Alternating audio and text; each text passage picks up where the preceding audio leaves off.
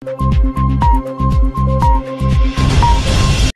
2020 ते 2021 या शैक्षणिक सत्रात होऊ घातलेल्या 12वीच्या परीक्षेसंदर्भातील प्रश्नपेढ्या तात्काळ उपलब्ध करून द्याव्या अशी मागणी भारतीय जनता युवा मोर्चाच्या विद्यार्थी आघाडीने केली आहे।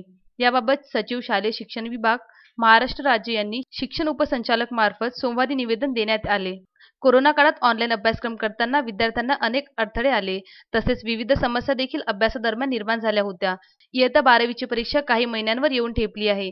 या परीक्षेसंदर्भातील प्रश्नपेढीची मागणी 4 महिन्याआधी आपणाला करण्यात आली होती, परंतु अद्यापपर्यंत प्रश्नपेढी विद्यार्थ्यांना उपलब्ध झाली नाही। तसेच विद्यार्थ्यांना लवकरात लवकर प्रश्नपेढी उपलब्ध करून देण्यात यावी। बोर्डाने 50% मूल्यांकन पॅटर्न अंमलात आणावा। यामध्ये 50% अंक मौखिक, प्रात्यक्षिक आणि स्वाध्याय तसेच 50% अंक लेखी परीक्षेद्वारे देण्यात यावे। त्याचबरोबर विद्यार्थ्यांसाठी सेल्फ सेंटरची सुविधा उपलब्ध करून द्यावी अशी मागणी यावेळी विद्यार्थी आघाडीने केली आहे।